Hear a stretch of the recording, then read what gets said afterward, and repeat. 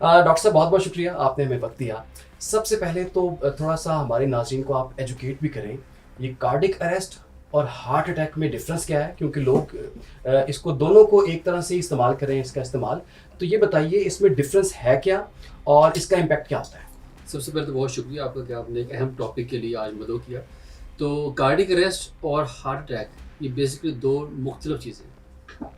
Cardiac arrest का मतलब यह है कि दिल का बंद हो जाना, अचानक से दिल ने काम करना छोड़ दिया और इसमें जो सर्वाइवल के चांसेस बड़े कम होते हैं। जो हार्ट अटैक है इसमें आमतौर पर मरीज़ को होती है सीने में दर्द, दबाव, सांस का फूलना, बहुत ज़्यादा पसीने आना और उसमें आमतौर पे वो अगर टाइमली हॉस्पिटल पहुंच जाते हैं तो बचाव के चांसेस बढ़ जाते हैं। उसकी आप देखें अक्सर जो आप किसी भी कार्डियोलॉजी डिपार्टमेंट को विजिट करेंगे हॉस्पिटल, तो अक्सर लोग जो वो एम को हुआ सबको हार्ट अटैक हुआ है लेकिन वो स्टेबल है, आप उनको डिस्चार्ज भी कर देते हैं। अगर टाइमली रिपोर्ट हो जाती है उनका ट्रीटमेंट हो जाता है। मगर कार्डिक अरेस्ट के अंदर प्रॉब्लम ये है कि इसमें चूँकि वो फ़ौरन से पहले पेशेंट अनरिस्पॉन्सिव हो रहता है, बेहोश हो रहता है, गनुदगी इसमें आ जाती है, तो उसमें फिर वो CPR करवाता है, जो कि आगे हम डिस्कस करेंगे इंशाल्लाह इस बारे में। ठीक है।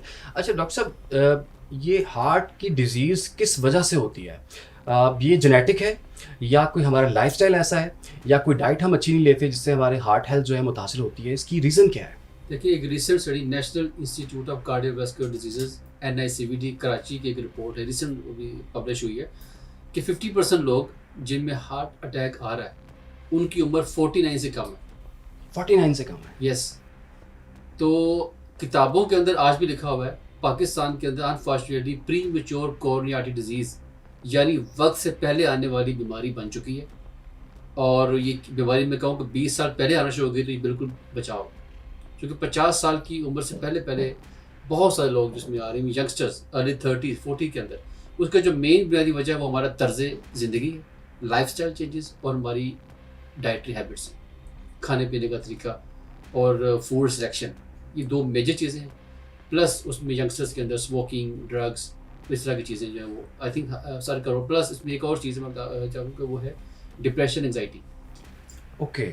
अच्छा डॉक्टर साहब, अभी रिसेंटली एक वाक़या है, हमारे एक फॉर्मर कलीग भी हैं उसामा खान शेरवानी। वो बड़ा यंग बच्चा, उसको हार्ट अटैक हुआ और सडन उसकी डेथ हो गई। कोई ऐसे साइंस होते हैं जिससे पता चल सके कि इस बंदे को कुछ वक्त के बाद या आइंदा फ्यूचर में कुछ हार्ट डिजीज़ होने वाली है? देखिए, आम तौर पे इसका अगर तो ऐसे लोग जिनके अंदर already sugar, blood pressure, smoking, मोटापा या ख़ानदान में उनमें ख़ानदानी मसला है हार्ट अटैक का। अब अक्सर मिलेंगे ऐसे लोग भी जो कहेंगे हमारी फैमिली में चीज़ रन करती है, तो उनको ज़्यादा जो है ना वो ज़्यादा उसमें जो अलर्ट रहने की ज़रूरत है। ऐसे लोग जिनमें कोई रिस्क फैक्टर नहीं है उसमें आम तौर पे जो इब्तदाई अलामात हैं वो ये कह सकते हैं कि उनका सांस का फूलना, लेथार्जी और इस तरह की अलामत हो सकती हैं, सीने में दर्द। और अक्सर आम लोग ये भी करते हैं कि सीने के दर्द को वो जो है खुद से अज्यूम कर देते हैं कि मैदे की तेज़ाबियत के साथ या पथरी की खिंचाव के साथ किसी कंसल्टेशन के बगैर। तो इस तरह की चीज़ें हो सकती हैं लेकिन कोई स्पेसिफिक सिम्टम नहीं होती। जहाँ तक बात कार्डिक अरेस्ट की है, इसमें सिम्टम नहीं आते। सिम्पटम्स नहीं आते। कार्डिक अरेस्ट में सिम्टम नहीं आते, पेशेंट जो है वो बैठा-बैठा कोलैप्स कर सकता है। और अगर किसी को कार्डियक अरेस्ट हुआ है, तो किसी को कैसे पता चलेगा और उस वक़्त उसे क्या करना चाहिए जो इर्द-गिर्द लोग बैठे होते हैं? देखिए, फ़ौरन अगर तो इस तरह से अचानक से गिर पड़ता है तो इसका मतलब ये है कि उसका दिल बंद हो गया। तो उसमें सबसे पहली चीज़ भला क्या है कि आप उसमें CPR करें, चेस्ट कंप्रेशन दें उसको। और वो CPR का तरीका ये है कि आप उसकी दोनों हाथ को यहाँ रख के उसके छाती के दरमियान में रखें, उसको दबाना शुरू कर दें। 100 से 120 मरतबा एक मिनट के अंदर उसको प्रेस करें और हर 30 मिनट्स के बाद आप 30 साइकिल्स के बाद कंप्रेशन के बाद आप उसको माउथ टू माउथ ब्रीदिंग करें। और साथ आप जो है वो फ़ौरन से पहले रेस्क्यू को किसी एमरजेंसी डिपार्टमेंट में कॉल करें, उसको हॉस्पिटल लेके जाएँ। ओके। ये होता है out of hospital cardiac arrest. ठीक है। जो इन हॉस्पिटल कार्डियक अरेस्ट होता है उसमें आमतौर पे जो बचने के चांस ज़्यादा होते हैं, क्योंकि वहाँ पे ऑलरेडी वो जो स्टाफ ट्रेंड होता है, इक्विपमेंट अवेलेबल होता है, तो फ़ौरन से पहले वो उसका जो है वो ट्रीटमेंट स्टार्ट हो जाता है। तो सबसे बड़ी वजह यही होती है कार्डियक अरेस्ट की कि वो जब कार्डियक अरेस्ट के पेशेंट आता है तो वो हॉस्पिटल चूँकि वो डिले आ जाता है ट्रीटमेंट के अंदर और हमारा जो आस-पास लोग हैं वो ट्रेन नहीं होते कि करना क्या है, तो ये बड़ी वजह बनती है इसकी मोर्टेलिटी की। अच्छा डॉक्टर साहब, ये भी बताइएगा, ख़वातीन में ये दिल की बीमारियाँ ज़्यादा हैं या मर्दों में? देखिए, उसमें मेनोपॉज़ का तलक है। ख़वातीन के अंदर आम तौर पे हार्मोन्स का जो बैलेंस है वो ज़्यादा पेचीदा होता है एज़ कम्पेयर टू मेल्स। तो फीमेल्स हैं वो उनमें 10 साल बीमारी बाद में आती है। जो नॉर्मल पैटर्न है वो कुदरती तौर के ऊपर उनको एक प्रोटेक्शन, नेचुरल प्रोटेक्शन है हार्मोन्स की वजह से। बट जो ही मेनोपॉज हो जाता है उसके बाद रिस्क बढ़ जाता है, इक्वल हो जाता है। ठीक है, खवातीन में बीमारी ज़रा आती देर से है मगर वो आती कॉम्प्लिकेटेड है, उनमें फिर ज़्यादा जो है ना शिद्दत वाली बीमारी सामने आती है। अच्छा डॉक्टर साहब ये भी बताइए कि अगर किसी को मौरूसी ये बीमारी है, जी। हिस्ट्री है, फैमिली हिस्ट्री है, किसी को हार्ट का प्रॉब्लम है, तो ये तयशुदा बात है कि आगे फैमिली में ये बच्चों में ट्रांसफ़र होगी है? नहीं, उस पर कोई ऐसी जेनेटिक लिंक बहुत कम है। अगर मैं कहूँ कि ओवरऑल परसेंटेज है वो ज़्यादातर इसके फैक्टर्स होते हैं एक्वायर्ड इन्वायरमेंट के फैक्टर्स होते हैं, जो मैं जैसे बात की मैं लाइफस्टाइल और डाइटरी हैबिट्स, ओवरऑल आपका जो है वो तर्ज ज़िंदगी कैसा है। लेकिन बहुत कम परसेंटेज है जो आगे फैमिली में रन करती है। उसमें हार्ट अटैक नहीं, इसमें हार्ट के और प्रॉब्लम्स हैं, जैसे हार्ट दिल की धड़कन का बेकाबू हो जाना, वो दिल के पट्टे वीक होना। कुछ लोगों में कुदरती तौर के ऊपर दिल के पट्टे कमज़ोर होते हैं जेनेटिकली। ठीक है, तो ये इस तरह की चीज़ें होती हैं, बिल्कुल बिल्कुल इसका लिंक है, लेकिन बहुत कम पेशेंट के अंदर।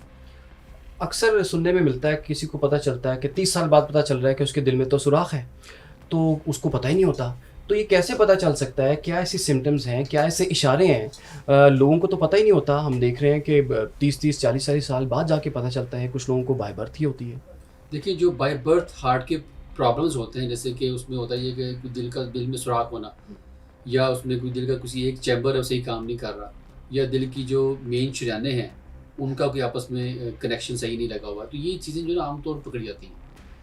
क्योंकि फौरी तौर पे अगर ये बीमारी ज़्यादा होगी तो जो छोटे बच्चे हैं ज़ाहिर है वो बता नहीं सकते कि अलामत क्या हैं। उनमें होंठों का नीला होना, ये हाथों के ये पपोटे होते हैं ये कि नीला होना, ठीक है, वो सही फीड नहीं देते, क्राई करते रहते हैं, तो ये बीमारी पकड़ी जाती है।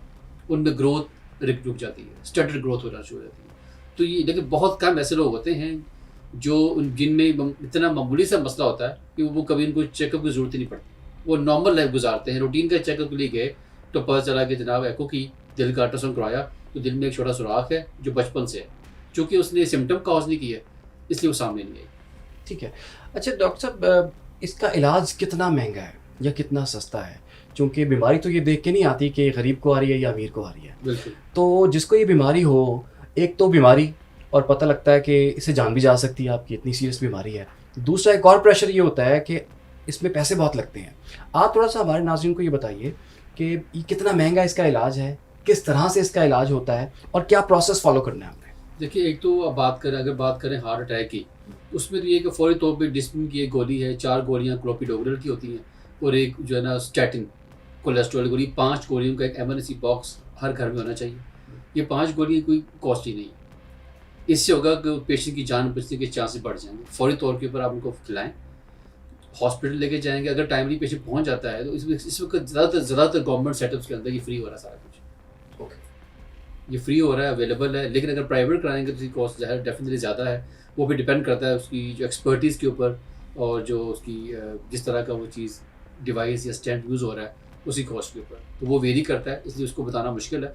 लेकिन ये है कि सरकारी सतह के ऊपर ये चीज़ें अवेलेबल हैं और फ्री ऑफ कॉस्ट हो रही हैं। बस ये है कि पेशेंट टाइमली पहुँच जाए, अगर रिपोर्ट हो जाए वहाँ पे, उसका तशखीस हो जाए बीमारी की, तो इलाज ठीक हो जाता है इसका। और प्राइवेटली अगर इलाज करवाते हैं तो ऑन एन एवरेज अगर आप हमें थोड़ा-सा बता सकें कि इस रेंज के अंदर ये खर्चा आ सकता है? असल में ये रेंज वेरी करती है, हॉस्पिटल टू हॉस्पिटल वेरी करती है, प्लस वो जो अब गैजेट्स इस्तेमाल होते हैं, सामान इस्तेमाल होता है, क्योंकि ज़्यादातर जो इसमें प्रोसीजर के अंदर इस्तेमाल होता है वो इम्पोर्टेड होता है, तो उसकी कॉस्ट जो है वेरी करती है।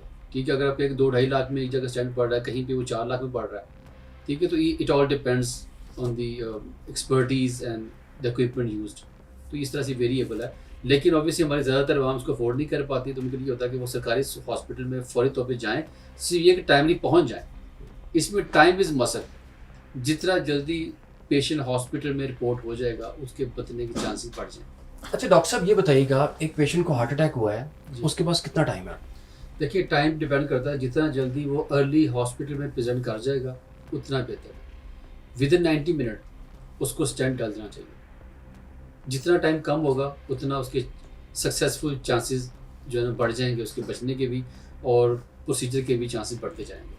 जितना टाइम कम होता जाएगा उतना ही वो उसके जो है वो दिल के पट्टे वीक हो जाते हैं, पेशेंट हार्ट फेलियर में चला जाता है, जो ओवरऑल प्रोसीजर की कॉम्प्लिकेशंस हैं बढ़ती जाती हैं, तो वो चीज़ें वर्स होती जाती हैं। इसलिए इसमें कहते हैं कि टाइम इज़ मसल, जितना आप ज़्यादा उसमें डिले करेंगे, दिल के पट्टे जो समझ के वो ज़ाया हो जाएंगे। राइट।